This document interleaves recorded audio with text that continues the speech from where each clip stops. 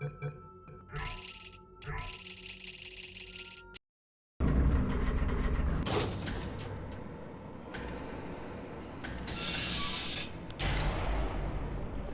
right, let's get started. This first test involves something the lab boys call repulsion gel. You're not part of the control group, by the way. You get the gel. Last poor son of a gun got blue paint. All joking aside, that did happen. Broke every bone in his legs. Tragic, but informative. Or so I'm told.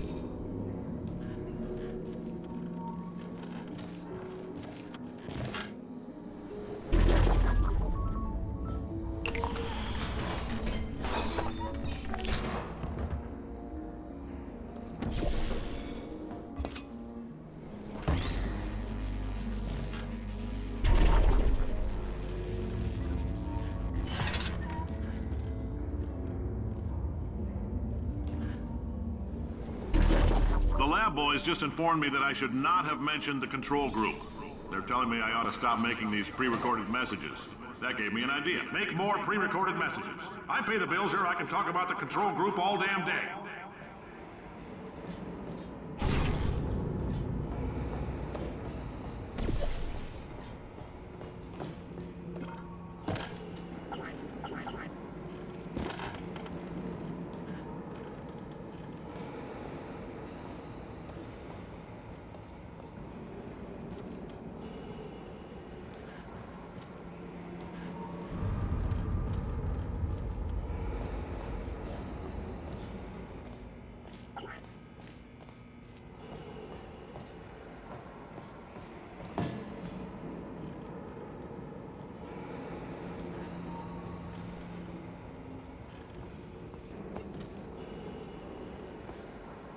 For this next test, we put nanoparticles in the gel. In layman's terms, that's a billion little gizmos that are going to travel into your bloodstream and pump experimental genes and RNA molecules and so forth into your tumors. Now, maybe you don't have any tumors. Well, don't worry. If you sat on a folding chair in the lobby and weren't wearing lead underpants, we took care of that too.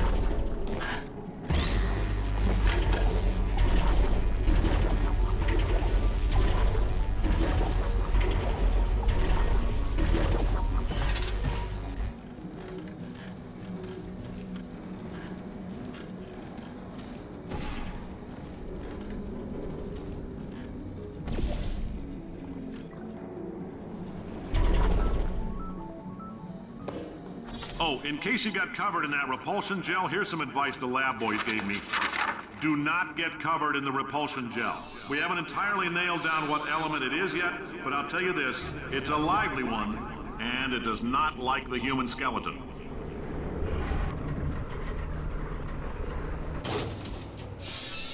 All these science spheres are made of asbestos, by the way. Keeps out the rats. Let us know if you feel a shortness of breath, a persistent dry cough, or your heart stopping, because that's not part of the test.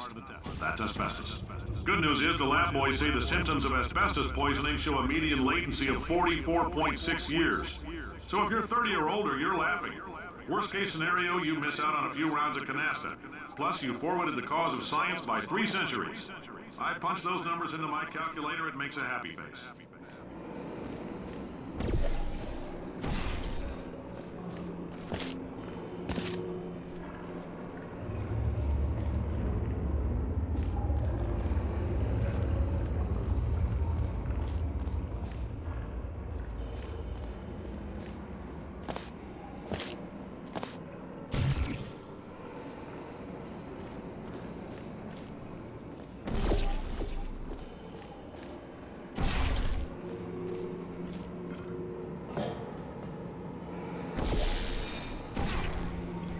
I like your style. You make up your own rules, just like me. Bean counter said I couldn't fire a man just for being in a wheelchair. Did it anyway. Ramps are expensive.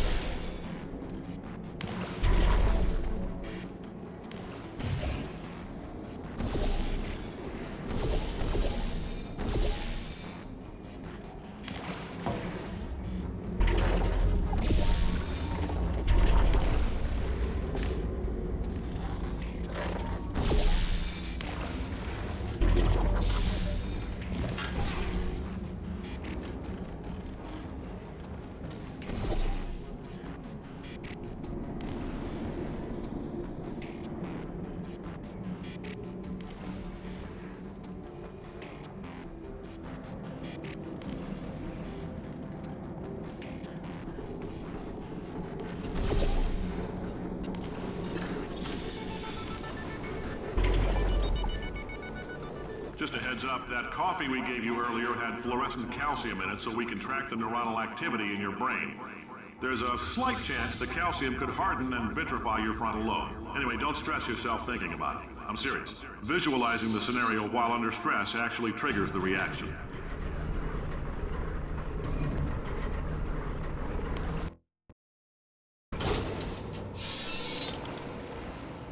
Now, if you're part of Control Group Kepler-7, we implanted a tiny microchip about the size of a postcard into your skull. Most likely you've forgotten it's even there. But if it starts vibrating and beeping during this next test, let us know. Because that means it's about to hit 500 degrees, so we're going to need to go ahead and get that out of you pretty fast.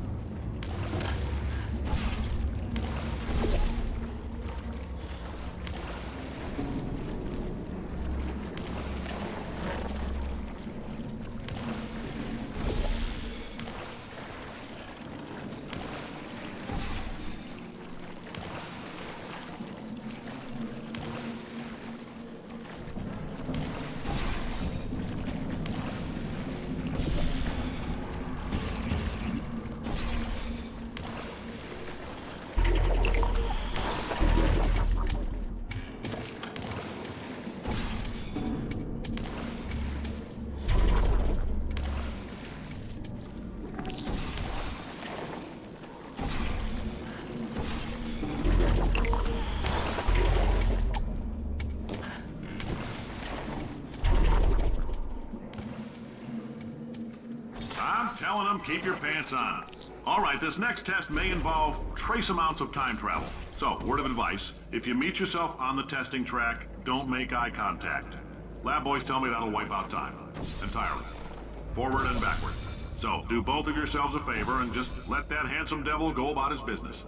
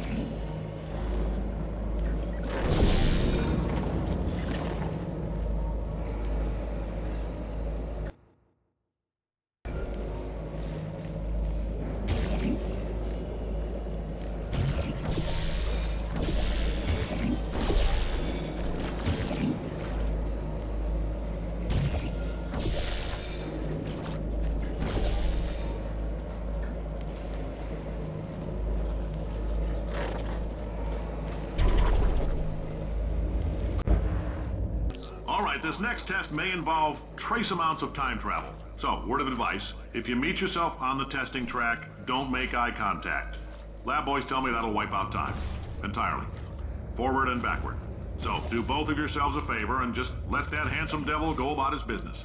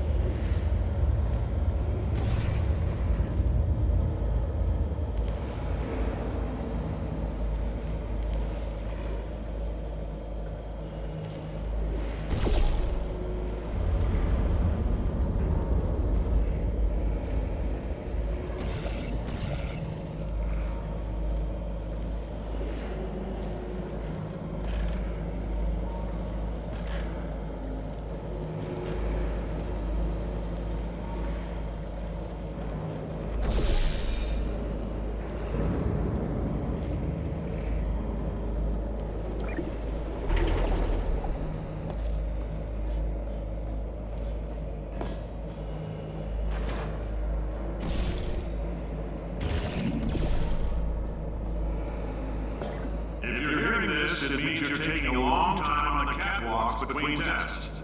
The lab boys say that might be a fear reaction. I'm no psychiatrist, but coming from a bunch of eggheads who wouldn't recognize the thrill of danger if it walked up and snapped their little pink bras, that sounds like projection. They didn't fly into space, storm a beach, or bring back the gold. No, sir, we did. It's you and me against the world, son. I like your grit. Hustle could use some work, though. Now let's solve this thing.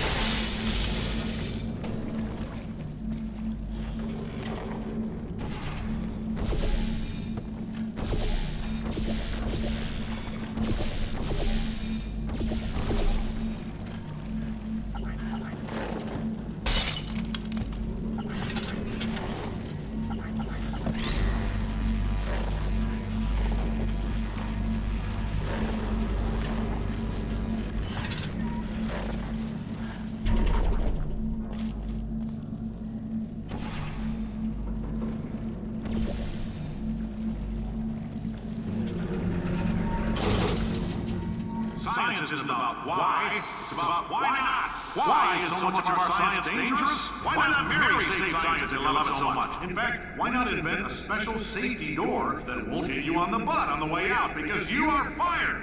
Now you test subject, you're doing fine. Yes, you, box your stuff out the front door. Parking lot, car, goodbye.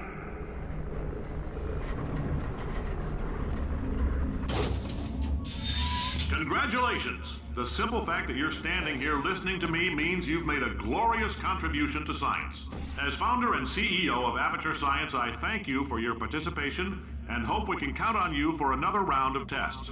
We're not going to release this stuff into the wild until it's good and damn ready, so as long as you keep yourself in top physical form, there will always be a limo waiting for you. Say goodbye, Carolyn. Goodbye, Carolyn. She is a gem.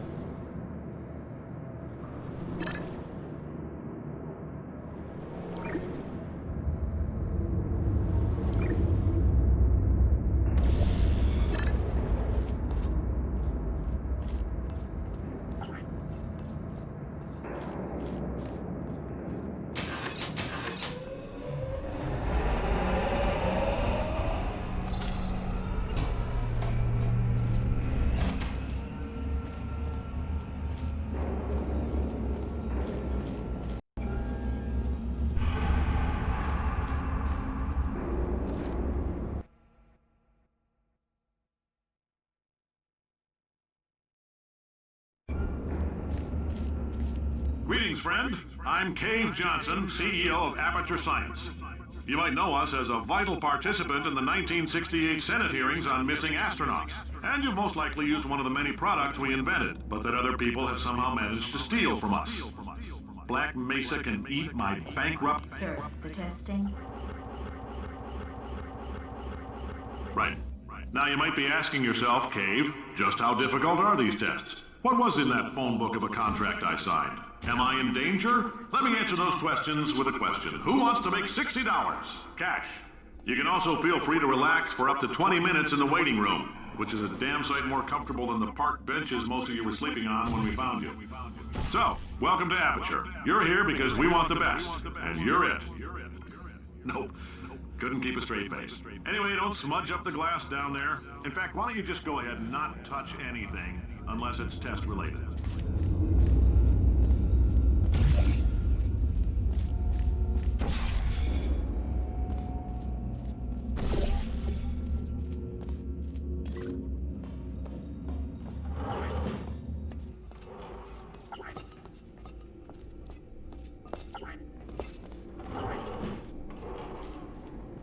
If you're allergic to peanuts, you might want to tell some. The average human male is about 60% water. As far as we're concerned, that's a little extravagant. So if you feel a bit dehydrated in this next test, that's normal. We're going to hit you with some jet engines and see if we can't get you down to 20 or 30%.